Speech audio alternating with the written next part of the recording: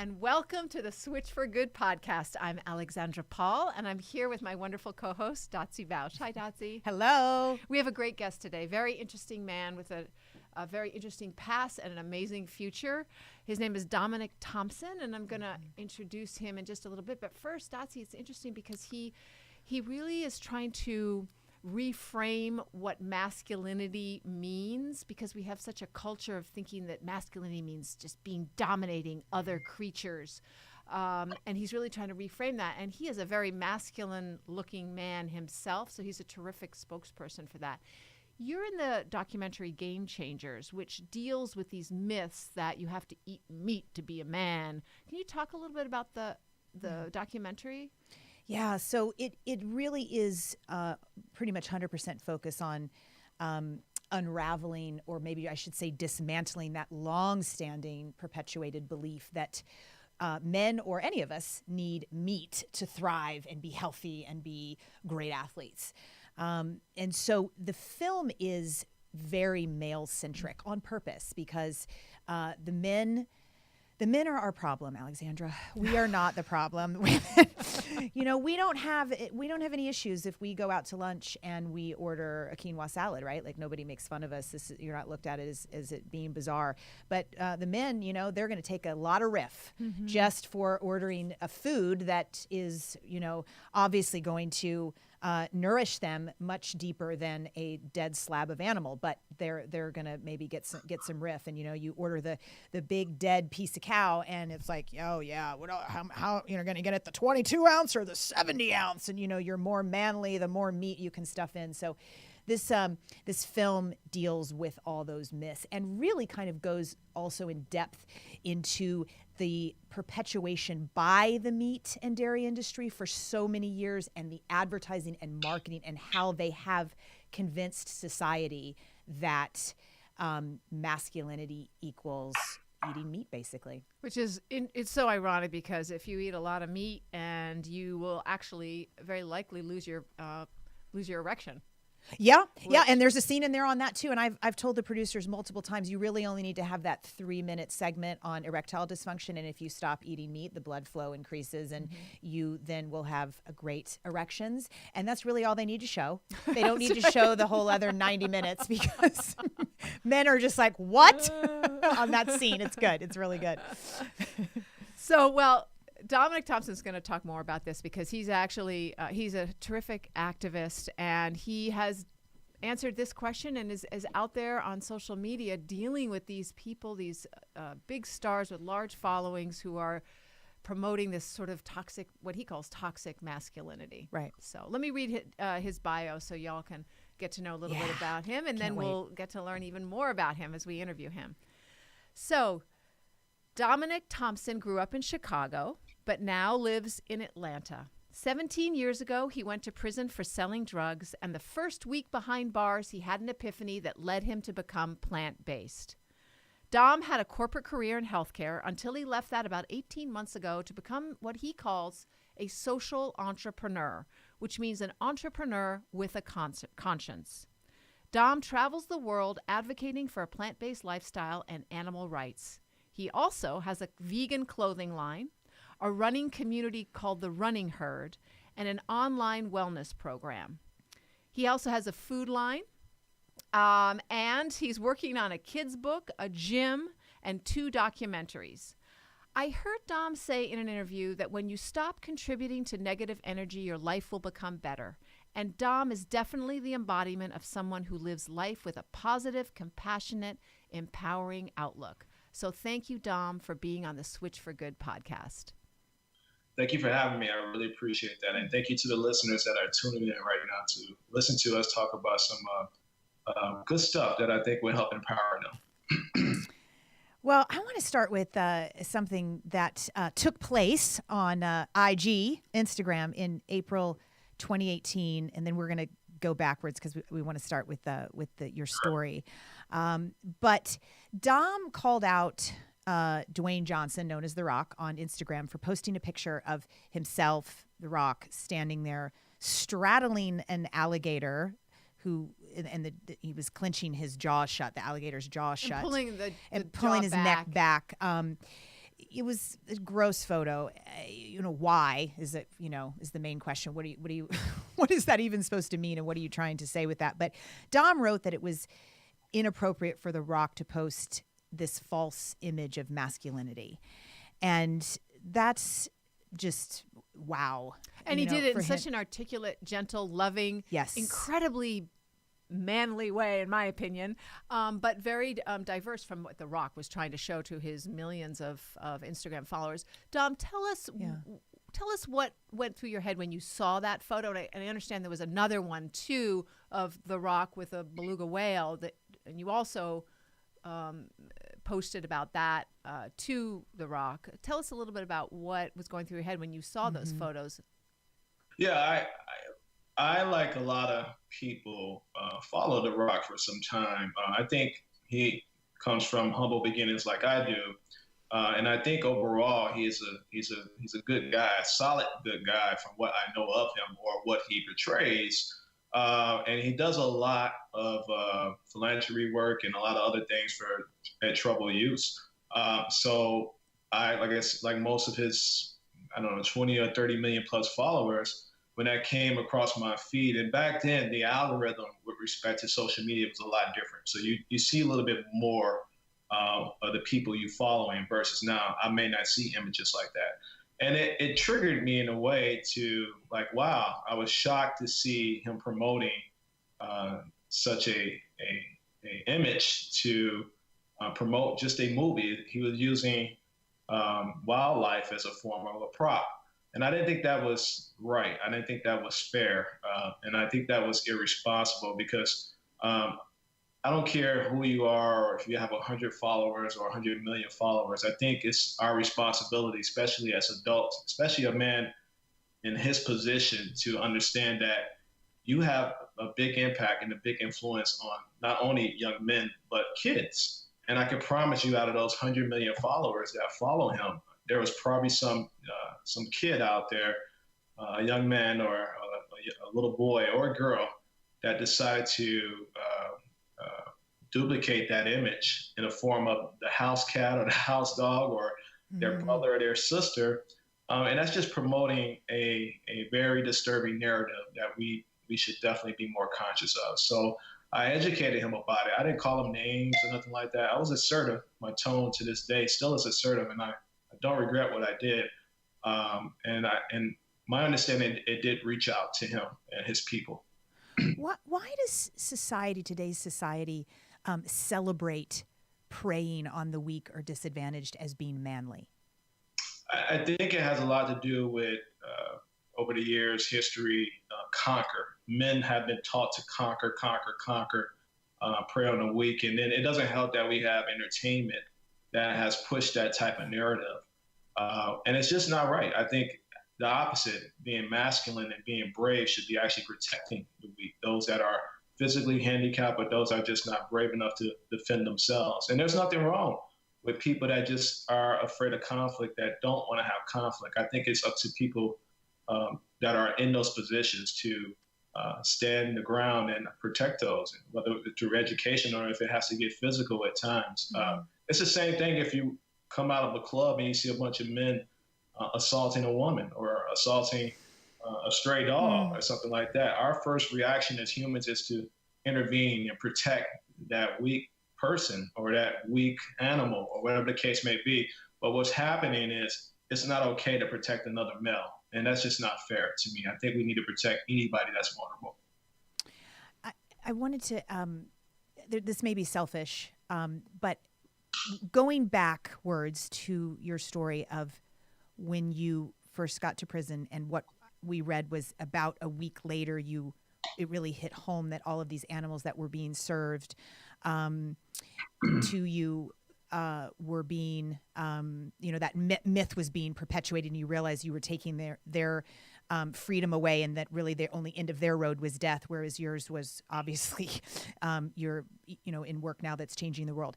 I have a cousin in prison, and he has had the same epiphany. Yeah. And we write letters all the time.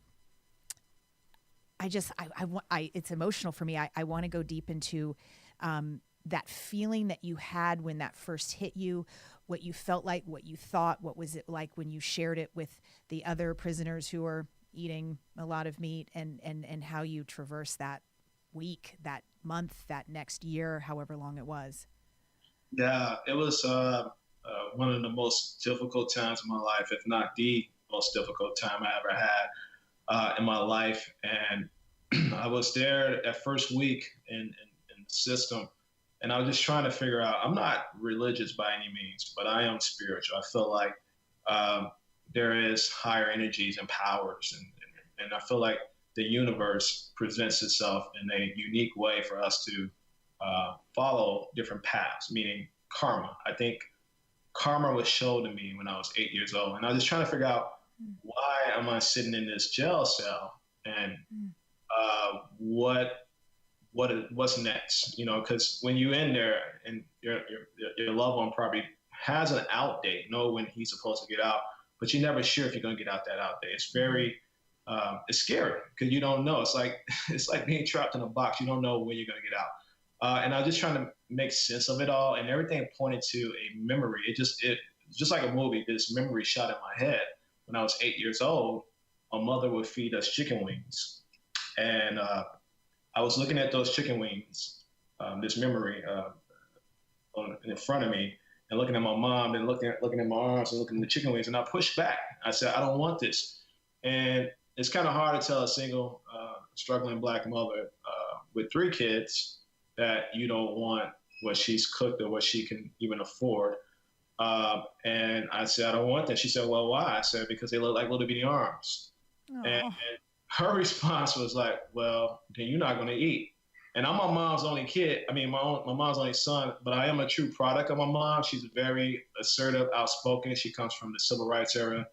So she taught us to be a lot like her, never back down. And I didn't back down from my mother. I said, well, then I'm not going to eat. So we bumped heads for a while, but she eventually compromised. And she went to buy me what she thought would help kind of put a bandage on that image, because I was having a problem looking at those bones and that cartilage. So she fed me a lot of fish sticks going forward.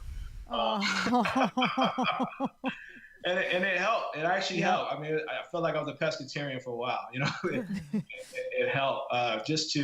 I didn't like to see any type of meat protein attached to any type of body parts, and that was always my issue, from the dried up veins and stuff like that. So that memory came into my head in the prison cell, and then I connected instantly. And keep in mind, this is 18 years ago. We didn't have social media. We didn't have documentaries. We didn't have influential people. We didn't have no science or data to support our lifestyle or our diet. But I made that connection, and I said, I get it. And I denounced, and I created this mantra for myself that says, if it requires harm, then no. And I didn't want to have anything to do with destroying any animals or contributing to my own community as far as pumping drugs into the community. I just totally did a hard reset and walked away from any negative energy. And I understand that your cellies benefited from this, or so they thought, because they would trade their vegetables or other non-meat foods for your meat. You were a vegetarian, right? Did you just prison talk us right now? Is that, I don't even know. I missed just cellie. Well, my brother also spent time in prison, and he remained vegan the whole time. It's very challenging, but it's possible. Now it's back then it was much harder to even be vegetarian. So anyway, your cellies were the men with whom you shared a cell, right? You had 3? Yes, I had 3 that I shared a cell with. Yeah, and I would trade my meat protein for their complex and simple carbs, which was their side dishes. And they was more than happy to do that. They thought I was crazy. They thought I was weird. And you also were in the gym lifting huge weights in the gym at the prison. And those other guys didn't know that you were actually vegetarian, right? No, they didn't know. Well, not those that wasn't close to what we call the car. The car is your close group of friends. Like, you get in the car and you ride or die. You know, they knew it, but people outside of our car that may lived in the other part of the compound, because we would have liftoffs and competitions. But yeah, the funny thing happened. I didn't go plant-based vegetarian for health. I didn't know what was going to happen to my body. I just know I didn't want to have anything to do with this. This was me forever giving up that old lifestyle so I could get home sooner and to just be different. And my body transformed. I was like over 250 pounds, and I got down already to like a solid 185, 190. But I was lifting crazy weight. I slimmed down. I was really ripped and strong. And people was like, "Wow, what are you doing?" And I said, I just eat a lot of carbs. Yep. Yeah, I ate a lot of carbs and stuff like that. And granted, I had whenever they would serve on the line, like mashed potatoes that might have been filled with milk or butter or whatever, because I didn't know about the dairy and egg industry. We didn't have that information. I just thought meat was meat. I was ignorant. I didn't know better until I came home. That's when I transitioned completely into vegan later on. But yeah, it was an interesting transition for my body. And I became one of the strongest in the compound. Over 1,200 men was in that facility, and I was one of the top 10 that was outlifting a lot of people. So you knew, as you mentioned, this was, back in the day before we had social media and documentaries and even undercover videos. And so really you hadn't seen what goes on behind closed doors in the meat industry. However, you very much connected the dots, which so many people have a hard time doing today because the industry preys on people's goodness, in my opinion, and uses labels like humanely raised and grass-fed and lavender massage. I'm kidding. But, just like all of these terms that make us believe that their life is wonderful. But Dom, it doesn't really matter so much when the end is death. And Correct. what was the ugliest about the meat industry to you at that time? I think, like you said, you hit it right on the nail. Those are all marketing terms that lobbyists and marketers that work for these industries use all the time. And at the end of the day, the end result is death, is slaughter. And that's why everything that happened to me in prison, and same thing that's happened to both of you guys' loved ones, happens to animals with the exception of the slaughter and the raping. But even down to some of us, like I was put in a hole for 40 nights for fighting. When you are boxed in, and it took 3 steel doors to get to me, when no air circulation coming in, you're on lockdown 23/5, and on weekends you're on lockdown 24/2, and it really feels like a slow death. It's you start having almost like a mental breakdown. You start just almost hallucinating things, and you don't know when you're going to get out. It's just like a sense of hopelessness. So that's why I became so passionate and became an advocate for animals, because, I never been slaughtered. I never been, my body hasn't been alterated and I haven't been raped or nothing like that. But a lot of the same things that inmates go through, a lot of animals go through every single day, every single minute, every single second. They got it worse than us. But those that have been in the prison system certainly can make that connection. So that's why I'm really passionate about educating people about what it means to feel like property. And that's what the animals feel like. It's interesting that you came out more compassionate, because a lot of prisoners come out harder.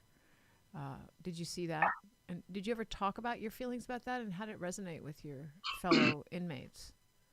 Yeah, I definitely advocated for animals while I was in the system and outside of the system, and educated as many as I can. But there are a lot of other issues happening in multiple communities. People don't even know if they're going to have a job when they come home. Their wives was cheating on them, or they come home to nothing, and then they have to end up going back to a life of crime just to get back. It's a lot of additional challenges that face a lot of people that's re-entering into society, because they don't teach and educate you skills in there at all. It's up to you to take the initiative to better yourself. So I think the difference between me and a lot of other inmates and other inmates that did what I did was I used that time to be a self-starter, and I rewired my brain. I re-educated myself, retrained my body, and I was really optimistic about what I can do once I get home. And I have nobody but to blame for itself. So I don't play the victim card. I made a mistake, and it landed me in jail. but I learned from that. If I had to do it again, I would, because it made me who I am today, a better man, honestly. So tell us about what happened when you came home.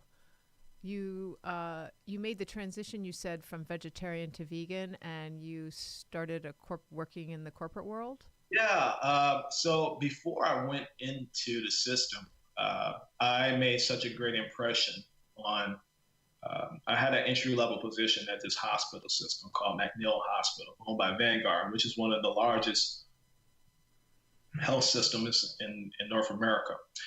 And I made such an impact on my two directors that when I got indicted, and I'm a very honest guy. Even back in those days, I was very transparent and honest. I was like, look, I've been indicted on charges. This is what's happening.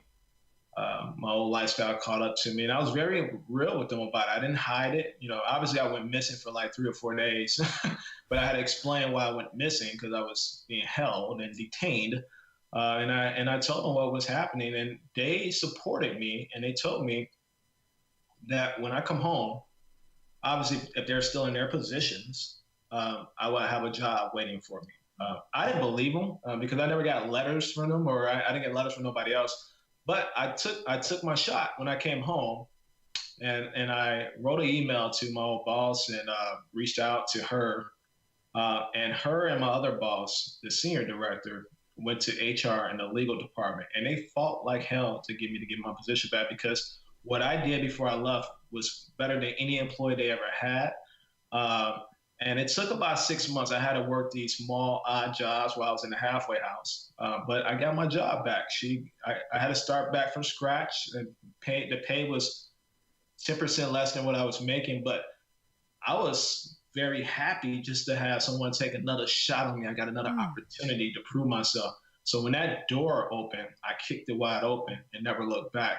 And I kept working my ass off day in and day out. I was on house arrest and curfew and all of that, but when I was in the office, my productivity just circled around the productivity equal to 2 to 3 employees, where I had to get promoted. I had to transition, and I just grew, and I grew and grew and grew. Got promoted to our sister company doing business development, and I got groomed under one of the top legal contractor directors, Kim Armstrong. May he rest in power. He's dead now, but he groomed me, took a chance on me. And I became a healthcare executive, and I just climbed up that system and never looked back. Fantastic. God, that's extraordinary. Yeah. Thanks for sharing. Congratulations to you. It's very, very difficult to get work after being really a felon. It's unfortunate because it causes the recidivism often that happens when there's lack of hope in terms of making your life better. So what happened at that time? What transitioned you from vegetarian to vegan during that time? So I finally got a chance to, like I said, when I was home, I was worrying about, I didn't have a roof over my head in a halfway house, and there was just so much going on. But I finally, once I got settled into my new career and working at a different company, I got recruited. I went down to Nashville, Tennessee to run that market. Then I came down to Atlanta after a big acquisition. And then we had one more acquisition, and my boss wanted me to go to New York, so I headed to New York. And it was during that transition, going back to New York, I was finally comfortable where I was making a decent salary, and things wasn't as fast-paced and crazy for me to get back on my feet. My judge reduced my sentence. Everything was finally going up. It was always going up, but it was finally really going up. And I thank the universe for that, because although I wasn't big on social media at the time, I still was doing my work, and I made a promise to the universe I would educate people about eating plant-based. And I was trying to redesign and implement new policies within the corporate structure that I have the leverage to do, and the power to do, and the influence to do. So going to New York, I just started studying more up on dairy and eggs, and it wasn't never really a part of my diet. My diet was probably like 60-70% vegan anyway. But I was the type not reading labels, or if it was like it came with eggs, or I was like, whatever. Like, I didn't think too much of it. I didn't really zone in on that. And I really started going down that rabbit hole. I just went online one night before I moved to New York, and it blew my mind what I discovered. I was like, wow, and I think around the time Earthlings came out, and I decided to watch that documentary. Oof. And I already made the switch before the documentary, but when I really watched that documentary to learn so much, it just blew my mind away. And like cold tofurkey, I just made the switch. Because, like I said, if it required just to understand the raping that was going on, to the stealing of the calves and the veal industry, all the pus and the hormones, everything that was added to the dairy, and even though I was nonchalant and not thinking it was a big deal, but it is a big deal. And we just didn't have the information until that time. That's when all the information was starting to become public. That's when Facebook was starting to rise.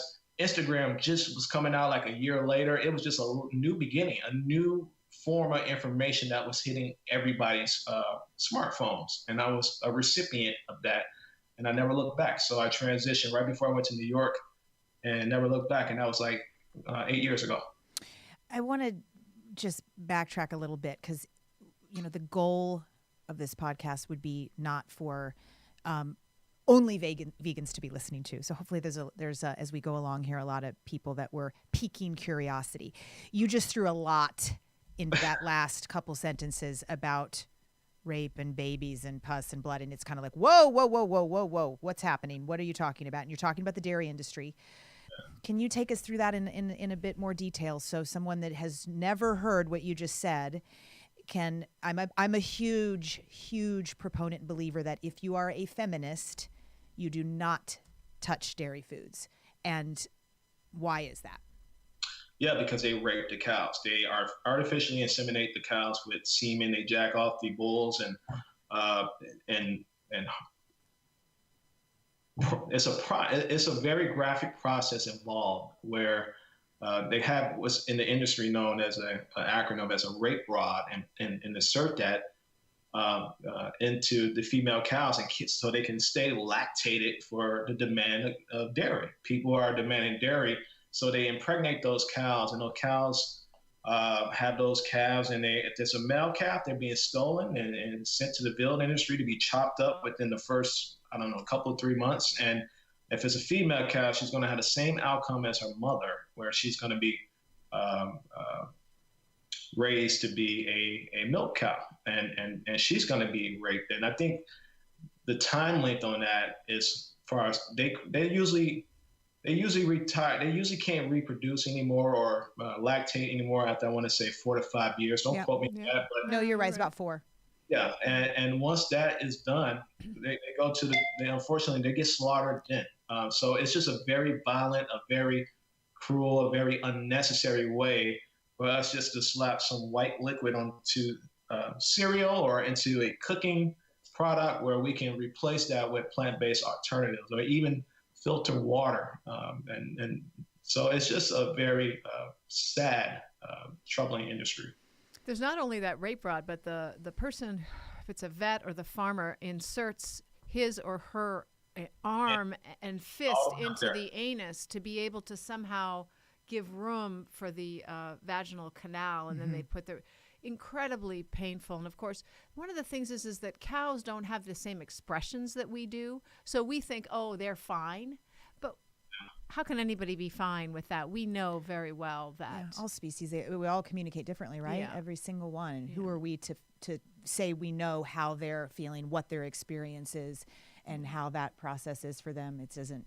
And I'm so glad you talked about I heard you in a speech actually mention the rape of cows, and I think a lot of people don't realize that to get their milk, these cows have to be pregnant pretty much all the time. 10 months out of every year, they need to be pregnant to be able to give milk to us on a continuous basis. To be set up on that machine and to produce milk, to produce milk that's then processed and filtered with hormones, steroids, other additives. Let's not even talk about all the organisms living in that milk that's really harmful for the body, the microorganisms. It's just, it's horrible. And producing this material that's making humans sick, which we can take a turn into your nutrition meal planning program, Eat What Elephants Eat, which is they don't eat cow's milk, right? Last time I checked, elephants eat plants. No, not at all. Why is this milk for a baby cow not good for baby humans or adult humans? I mean, it's simple. It's a different species. We should only be able to rely. It's getting milk or getting any type of product from a different species. It's just not natural. It's not the way we were designed or Mother Nature intended specifically. It's just not through the process of natural selection. Us humans, and there's a lot of credible professionals that have a background on this, will go on record as saying we're actually more closely related to herbivores. Some people define it as frugivores or any other type of scientific term out there than we are carnivores. We just lack the physical attributes to be natural hunters. We can't claw. We can't chew on meat raw without cooking up the food and destroying some of the bacteria. There's nothing natural about eating meat. Absolutely nothing natural, or about consuming milk. So tell us about your online food program. I know it's just beginning and you're going to be expanding it rapidly. Yes. So over my travels, I've been on a public speaking tour for years, and I've been all over the world. And one of the biggest problems that I kind of came into as an activist and as a public speaker is I was causing all this disruption. There was even one point that I had one of the largest vegan male accounts online, and people was ready to go vegan. They was ready to go vegan. They're like, "Dom, I'm ready to go. I'm ready to go," but I didn't have a solution. Mm-hmm. I can delegate and refer them to different entities and third parties, but they'll always come back like, "No, I don't think you understand. I want to eat like you. I believe in you. I know you're a man of integrity." And they believe in my mission. And so I vetted some of these organizations and and these solutions, and a lot of them just didn't have the complete package for me that I felt good about promoting to my followers and people that believed in my message. Because if I had a banana for every direct message or email I received for people to please help me out, I would have had over 20,000 bananas over the years. So I sat down with my team for a year, and we created and developed a program where it's over at 2,000 recipes, literally thousands of recipes, plant-based recipes, where no matter if you're a college student or you're a working professional, you are an athlete, or you just someone that just want to eat better. If you have 5 minutes in the kitchen or 50 minutes in the kitchen, we wanted to make plant-based eating not only accessible to everyone in the world, but more importantly, affordable, because I come from that type of background. So with that program we created, we personalize, you just fill out a questionnaire and we'll personalize your meal planning. We even teamed up with Amazon to a couple other third parties in different localities where we produce this amazing meal planning services. Then we show you how to cook it. And it's just an amazing program where you can remove all types of allergies. If you don't like gluten, you don't like soy, you don't like nuts, you don't like tomatoes or avocados, you can remove up to 700 ingredients, and we can produce it specifically for you. And we'll assign you a food coach that you can chat with or email, or Monday through Friday, even give a call to if you're having any problems for you, your family, your kiddos, you name it. So that was important for me to put that out there. It's a true all-in-one solution center. And I think it's one of the best on the market. And how can people find that?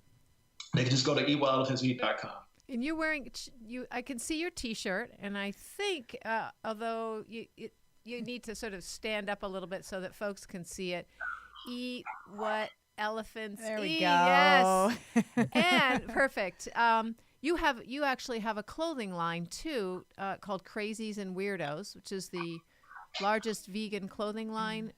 Well, it's one of the largest. Yes, we was one of the original ones 5-6 years ago. It started off as a passion project because at that time, the poaching crisis, what was happening to the elephants and the rhinos in Africa, was at an all-time high.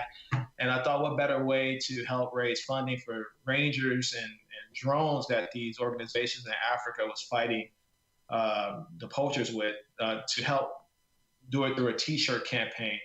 And I thought what better way to do it than through just to launch a shirt that I thought was cool, that people would love. So I slapped and trademarked my slogan that everyone knows, Eat Well Elephants Eat. onto a shirt and put it on me and threw up my gun. And that shirt, that photo is still the most shared photo of me throughout the world, and it went viral. And it's to this day, it's one of the top selling vegan shirts, followed by Clark Kent was vegan, which you've probably seen a lot of celebrities like Miley Cyrus, Rock, and a couple other celebrities. So it's pretty cool. So did you get the phrase "eat what elephants eat" because people look at you and they see how in shape you are and they say, "What do you eat?" No, or where do you get your protein? Yeah. Well, the funny thing about it, because I've been doing this for a long time, but years ago, that used to be a question I would get a lot. Where do you get your protein? Where do you get your protein? Today, I don't get those questions more. People just ask me, well, how much protein? There we go. What's Progress. the best source of protein? They're educated enough because you have so many athletes and so many influencers and influential people now adopting our lifestyle. So we are now a strength of, we're an army. We're big. We're a force. And I think people are finally starting to get that. So with Eat What Elephants Eat, like I said, at that time, I thought, the biggest, strongest, most amazing, and largest walking vegan is an elephant. As far as if you think about its diet, in terms of diet.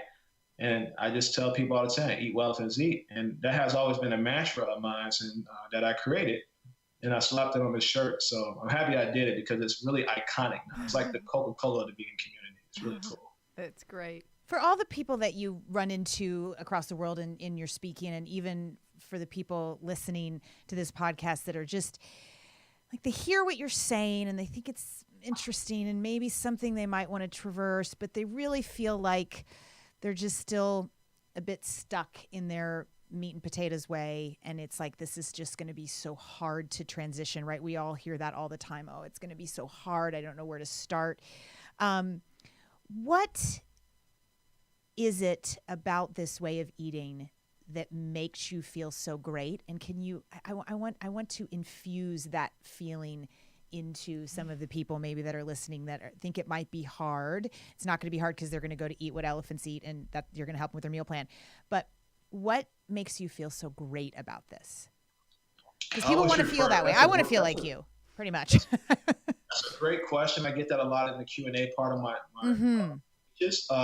and I always refer to this one memory that is the best memory of my life that I created, or I didn't create it. It actually happened.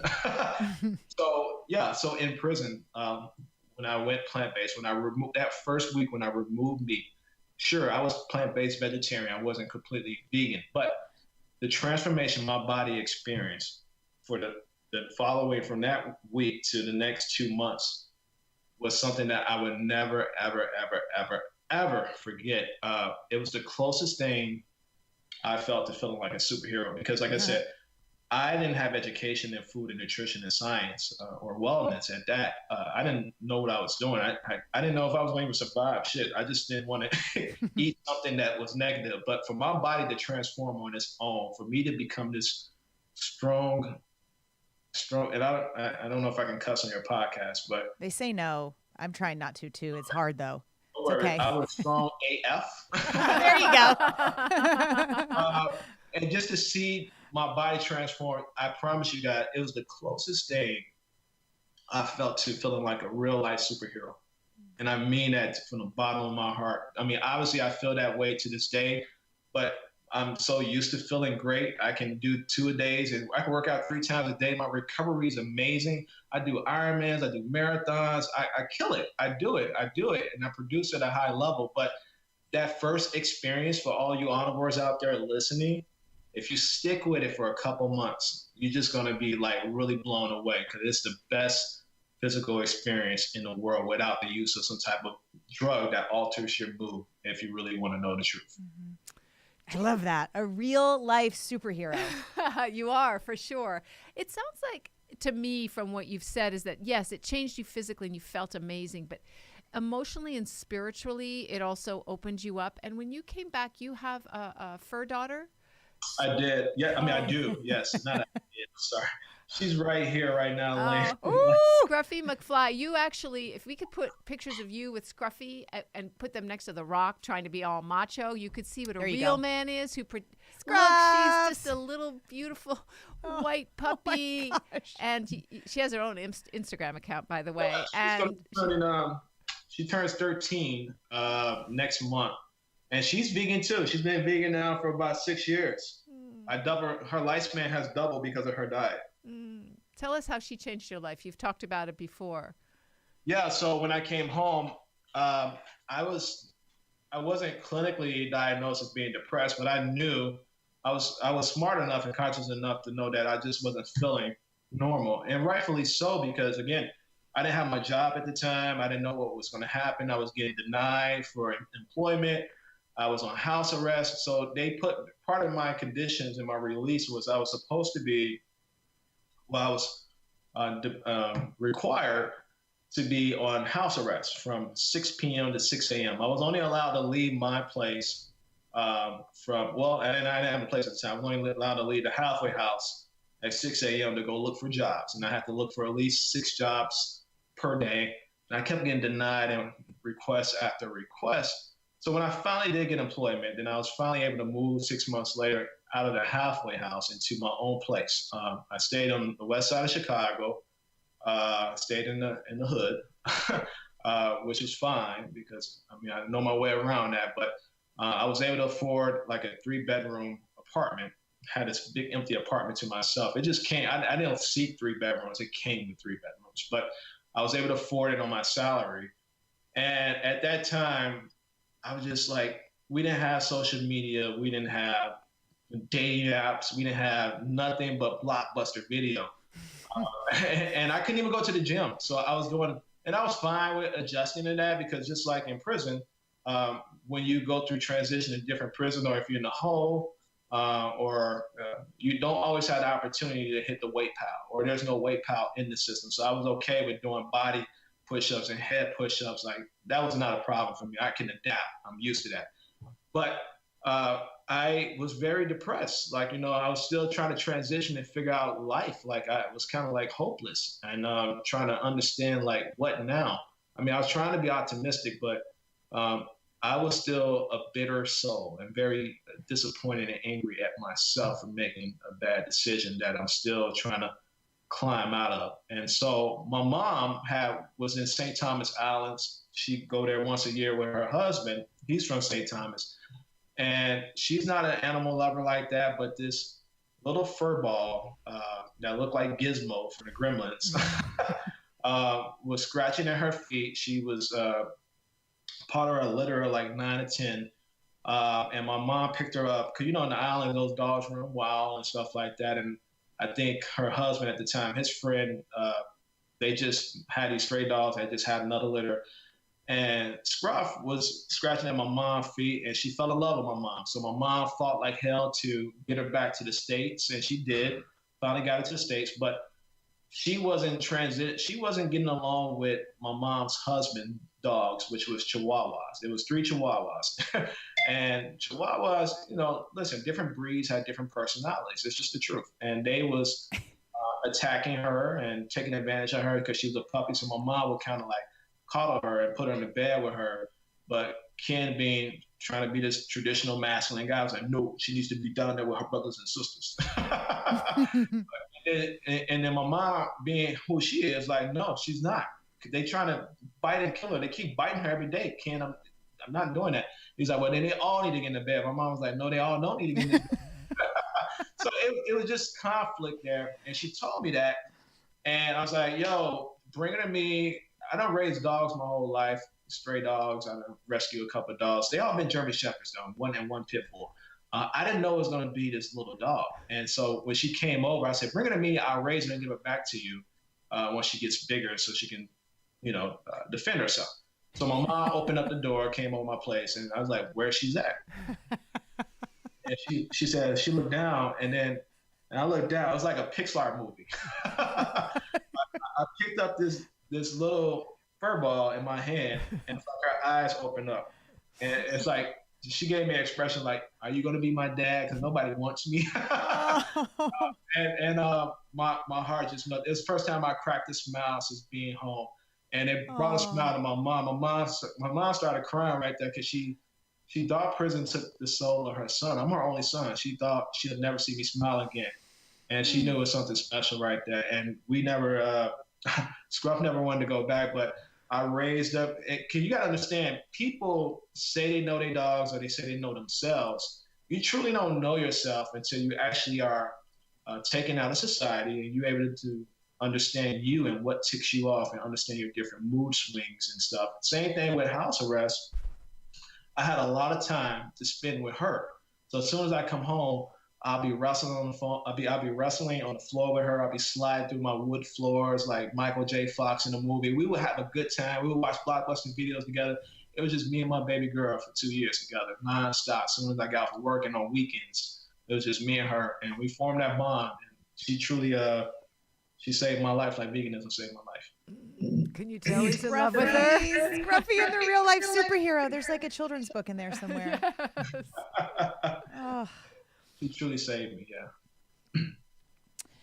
Well, gosh, I don't know. You're going to have to come back and visit us because I think we could just talk to you for hours and hours and hours. And I know people could probably listen to you for that long of a period of time too. But I'm super grateful for you sharing all you shared today. Yeah, thank you so much. We really, really appreciate it. And I know you've been an inspiration on many levels to our listeners and our viewers.